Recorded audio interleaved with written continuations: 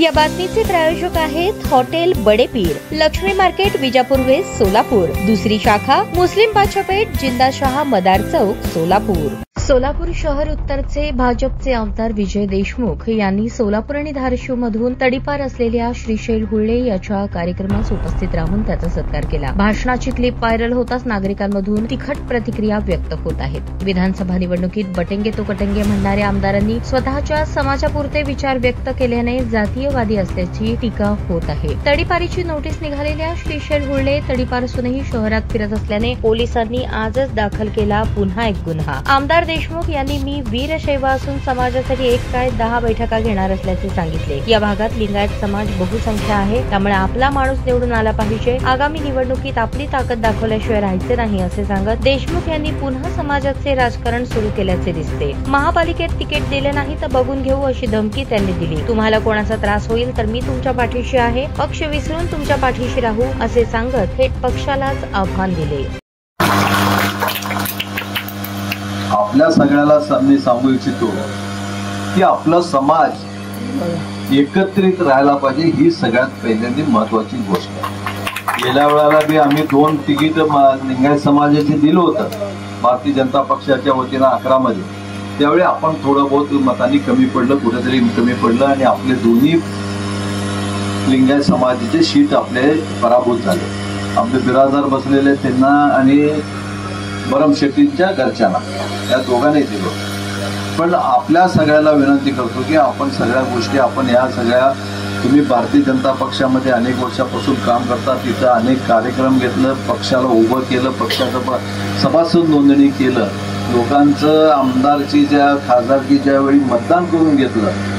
पण आपण सगळ्यांनी हे सगळं करत असताना आपली ही ताकद आपण ताकद दाखवावं, ही तुम्हाला सगळ्याला विनंती करतो। ज्याप्रमाणे आज इथं उपस्थित आहात तुम्ही आणि या उपस्थितीमध्ये आपल्याला मी सांगू इच्छितो की ज्याप्रमाणे आपली ताकद लिंगायत समाजाची जवळपास इथं त्या प्रभागामध्ये 8 ते 10 हजार लोक लिंगायत समाज आहे। त्या 8 ते 10 हजार लोकांनी एकत्रित आलं तर समोरचा माणूस दुसरा कोणी निवडून येऊ शकत नाही, केवळ फक्त आपला समाजाचाच माणूस निवडून येतो। पण ही आपल्याला सगळं करायचं असेल तर आपला समाज एकत्र येण्याची गरज आहे। आणि आपल्या सगळ्याला मी विनंती करतो की समाज एकत्र यावं, तुम्ही सगळ्यांनी ताकद वाढवावं। आपल्या समाजातला कोण माणूस काम करतो त्याच्या पाठीमागे ताकद लावून आपण पक्षामध्ये तिकीट द्या, नाही दिलं तर आपण पुढचा विचार करू। जोपर्यंत तिकीट मागणं आपलं काम आहे, आपण तिकीट मागायचं आणि सगळ्यांनी समाजाने इकडे एक जण मागितला, तिकडे एक जण मागितला, किंवा इकडं कुणीतरी मगाशी सांगत होते की बैठक कशासाठी घ्यायला आलो, काय संबंध आहे बैठक घ्यायचं। अरे समाजाचे आम्ही सगळे एकत्र येणार, समाजाचं बैठक लावणार, ह्याचा कुणाचा काय आक्षेप असायचं काय गरज नाही आहे। आजार जर दमदाटी करत असेल किंवा दादागिरी करत असेल, मी तुम्हाला सांगतो की त्याच्या कमरेत नाद घाला, त्याच्या हायगाय करू नका। कोणीतरी यायचं कुठल्या तर पक्षातनं इकडं तिकडून चमचेगिरी करत इकडं तिकडं फिरत यायचं आणि इथं येऊन जर करता या पक्षामध्ये येऊन दादागिरी करत असेल तर आपण कोणी सहन करू नये। आपण शेवटी आपण सगळे वीरशैव लिंगायत आहोत। आपल्या सगळ्याला सांगू इच्छितो आपण एक प्रकारचं एकत्र येणं हे सगळ्यात महत्वाचं आहे। आणि आजच्या ह्या निवडणुकीमध्ये आपण या येणाऱ्या निवडणुकीमध्ये प्रभाग क्रमांक 11 मध्ये आपली ताकद दाखविल्याशिवाय आपण राहायचं नाही आहे। आपल्याला माहित आहे की आपण आज मी एकटा आलो, उद्या आपल्याला गरज पडली तर पूर्ण समाजच घेऊन मी तुमच्या प्रभागामध्ये येईन आणि तुमच्या पाठीमागे ताकद येईल। आज आपल्या सगळ्यांना मी सांगू इच्छितो, मी खरंच श्रीशैल यांचा मी आभार मानतो की आपण समाजाला एकत्र करण्याचा निदान प्रयत्न तर सुरू केला। आणि हे प्रयत्न आपण जोपर्यंत निवडणुका जोपर्यंत लागत आहेत किंवा जोपर्यंत निवडणुका निकाल लागणार आहे तोपर्यंत आपण हे प्रयत्न थांबू नये। सातत्यानं प्रत्येक समाजातला प्रत्येक माणसाला जोडत जावा आणि सगळ्यांना एकत्रित करा।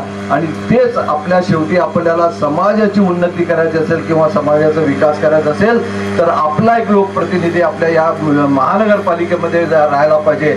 आपल्या भागातल्या लोकांचं जे काही कामं असतील सर्वसामान्य माणसाचं किंवा ज्या काही अडीअडचणी असतील ते सोडवण्यासाठी आपला लोकप्रतिनिधी या महानगरपालिकेमध्ये असायला पाहिजे। आपण प्रत्येक वेळी दुसऱ्याला निवडून करून देतो आणि दुसऱ्याकडे आपण बघत बसतो आणि त्याच्या पाठीमागे लागतो माझं काम करून दे.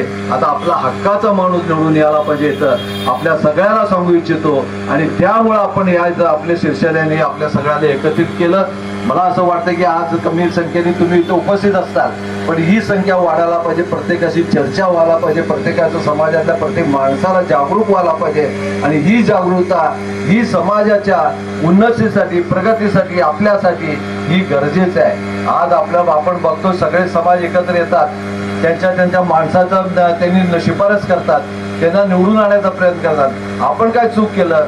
कोणीतरी आपल्या महाराजांनी म्हणलं मगाशी म्हणले की तुम्हाला पदाधिकारी भारतीय जनता पक्षातनं पदाधिकाऱ्यावरनं कमी करतो, तुम्ही इथं बैठक कशाला घ्यायला लाव? भारतीय जनता पक्षाचं अध्यक्षांचं असं वागणं असेल तर चुकीचं आहे आणि असं काही तर वाटत असेल कोणी आपल्या समाजाची बैठक घेऊन नये, समाजाचा विकासा संदर्भात चर्चा करू नये, हे चुकीचं आहे. आणि मी सांगू इच्छितो की मी वीरशैव समाजाचा समाजाचा आहे. मी वीरशैवाच्या उन्नतीसाठी वीरशैवाच्या प्रगतीसाठी मी त्यांच्या बरोबर राहणार आणि असले एक काय 10 बैठका घेईन आणि त्या आपल्या समाजाला एकत्र करण्याचा प्रयत्न करीन. समाजाचा विकास करणं म्हणजे या राष्ट्राचा विकास आहे.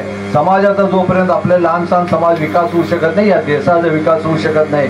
आपल्या सगळ्याला विकास करायचा असेल तर आपण सगळे एकत्रित यावं आणि तुमच्या पाठीमागे ताकदीनं आम्ही सगळे वीरशैव बांधव तुमच्या मागे आहेत आणि त्यावेळी तुम्हाला कुणाचा त्रास होईल आम्ही सांगू इच्छितो की तुम्हाला तुमच्या त्रास झाला तर आम्ही तुमच्या बरोबर राहू. आणि एवढंच नाही तर मी त्यावेळी आम्ही कुठल्या पक्षाचे दुसऱ्या कुठल्या पक्षाचं विसरून जाऊ, सगळ्या पक्ष मिळून आम्ही तुमच्या पाठीमागे ताकदीनं उभं राहू एवढं सांगतो. इथं बोलिलं माझा मान सन्मान केलं याबद्दल आपल्या समाजाचं आपल्या सगळ्यांचं शीर्षेला बुल्ले यांच्या सगळ्या मित्र परिवाराचं मी आभार मानतो आणि माझे 2 शब्द संपवितो. जय हिंद, जय महाराष्ट्र.